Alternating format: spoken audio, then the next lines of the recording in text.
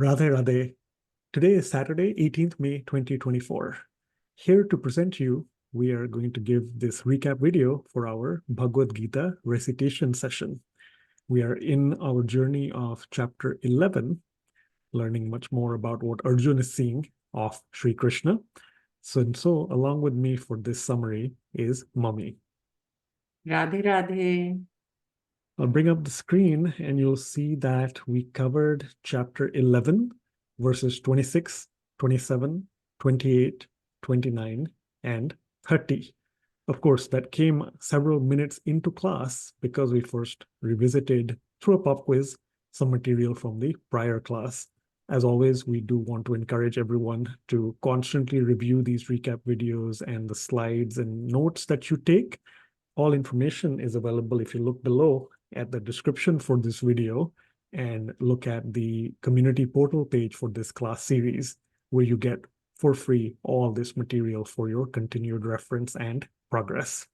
So very quickly, we did the pop quiz, of course, looking at Bahu, Bahu, etc. That's chapter 11, verse 23, and then had even more fun with some of the tongue twisters that participants took part in. That is, of course, focusing especially on the second pada of chapter 11, verse 22. With that, we then get into a summary of today's actual verses covered, starting with chapter 11, verse 26. We'll hear the rendition once, and then some one or more important Sanskrit words from each, and then brief explanation, and then another round of rendition. Mummy, over to you. So verse 26.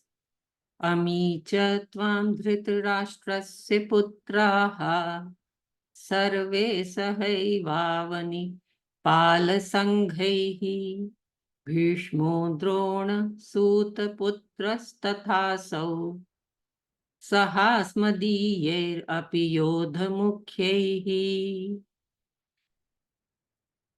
vaktrani te tvarmana vishanti Danshtrakaralani bhayanakani Kechid vilagna dashanantareshu Sandrishyante churni taira uttamangaihi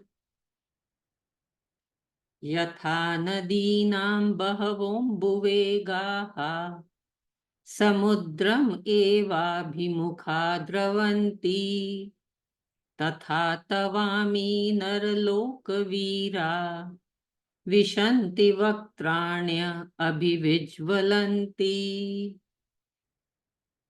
Yatha pradiptam jvalanam patanga Vishanti nashaya samriddha vegaha Tathaiva nashaya vishanti lokaha Tavapi vaktrani samriddha vegaha Leli yase grasamana samantal Lokan samagran vadanair jvalad bhihi Tejobhir apurya jagat samagram Bhasastvavograf pratapanti Vishnu. So we'll see some important words. Let's see. From verse number 26. Yodha Mukhyehi. Yodha Mukhyehi means the generals of the army. Verse 27. Tvara Mana. Tvara Mana means rushing into.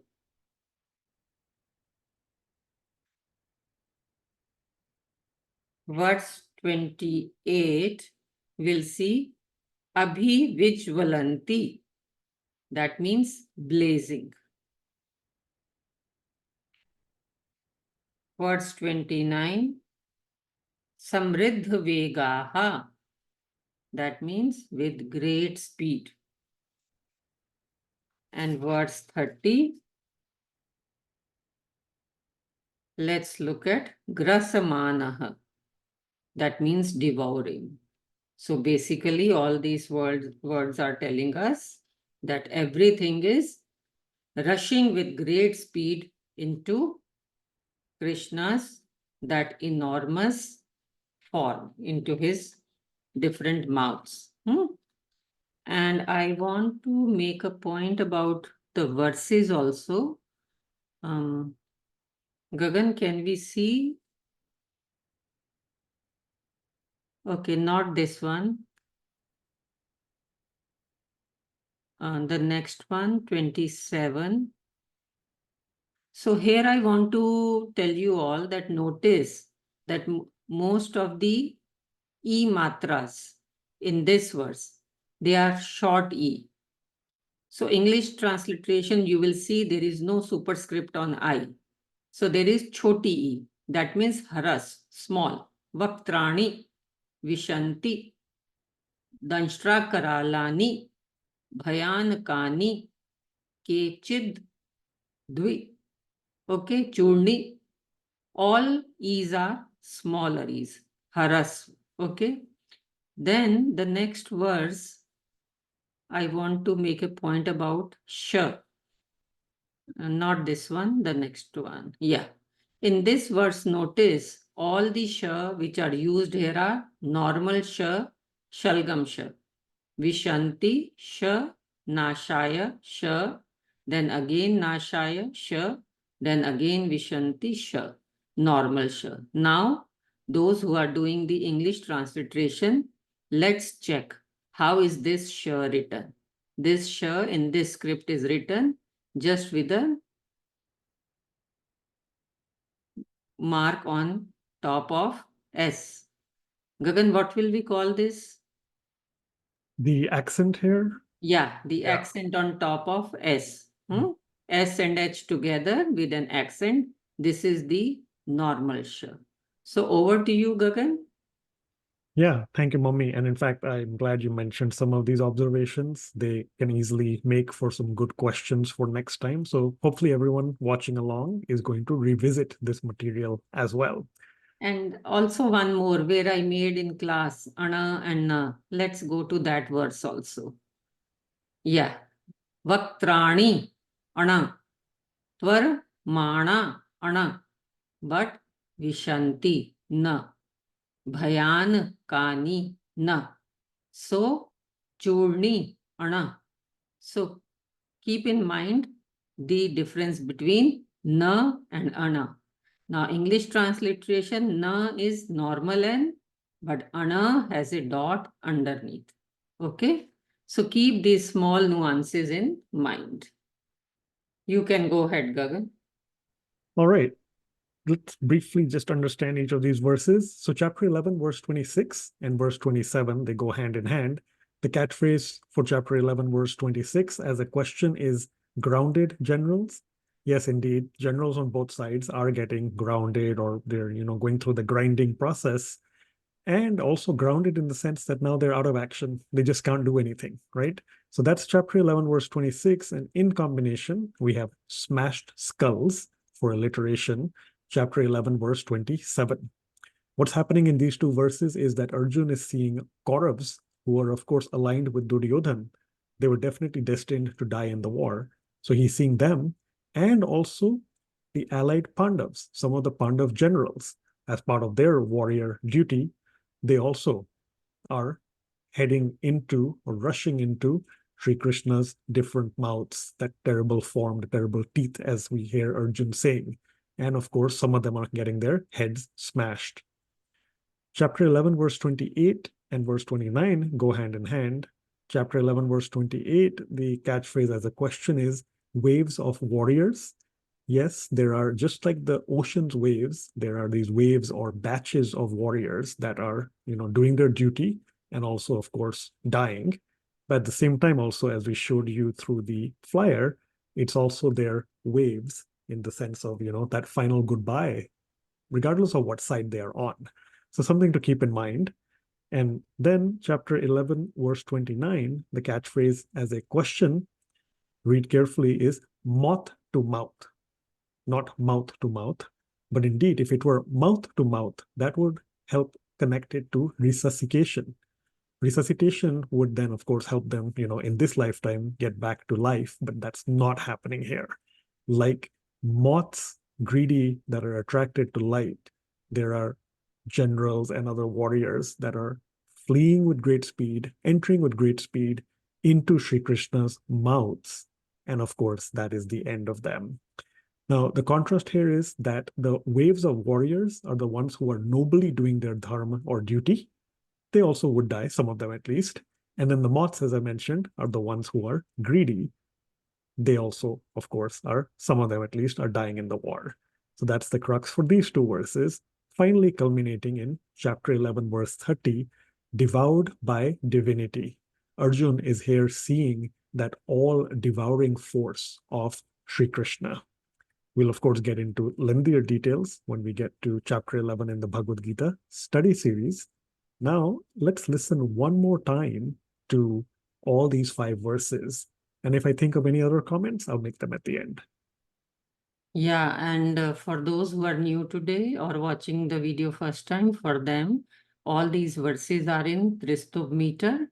Tristubh meter, the tune is different. Normal shlokas, the tune is different. Normal shloka is in Anustubh meter, and normal shloka has 32 syllables, 8 syllables per pada. Now look here, these padas are looking longer because each pada has 11 syllables and total is 44 syllables. So let's see. Ami cha tvam dhritarashtrasya putraha sarve sahaivavanni palasanghaihi Bhishmo drona suta putrastatthasau sahasmadiyar api yodha mukhyaihi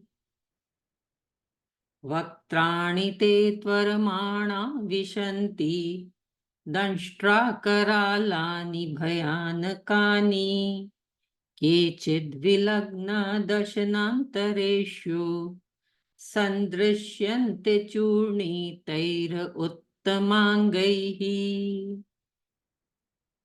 यथा नदीनां बहवोऽम्बुवेगाः समुद्रम् एवाभिमुखा द्रवन्ति तथा तवामी नरलोकवीरा विशन्ति वक्त्राण्य अभिविज्वलन्ति यथा प्रदीप्तं ज्वलनं पतंगा विशन्ति नाशाय समृद्धवेगाः तथैव नाशाय विशन्ति लोकाः तवापि वक्त्राणि समृद्धवेगाः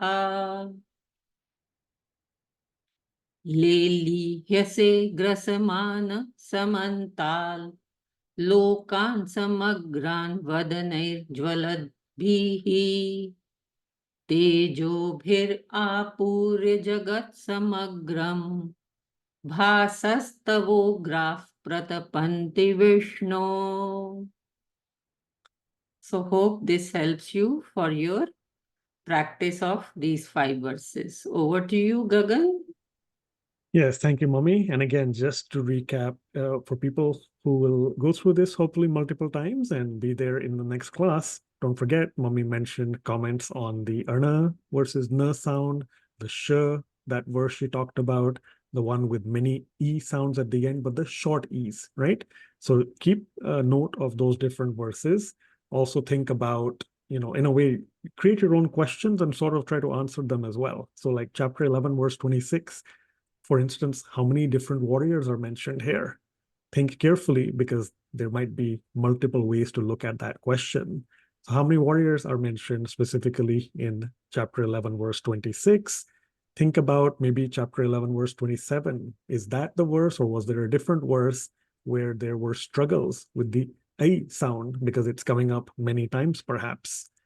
Think about also any one or more verses that talk about speed. And if there is more than one verse that talks about speed, is there a verse that has speed multiple times in it, perhaps repetitive? Think about some of all that, and then we shall, of course, connect next week, usual time, So that's going to be Saturday, 25th May, 2024, 11 a.m. Central Time in the US, 9:30 p.m. India time. From my side, thank you so much. Radhe Radhe. Yeah, before saying Radhe Radhe, I'll say Gagan has given enough hints so that we'll not be stumped when he asks us those on the spot questions. So we'll enjoy that. With that, I take your leave. Radhe Radhe.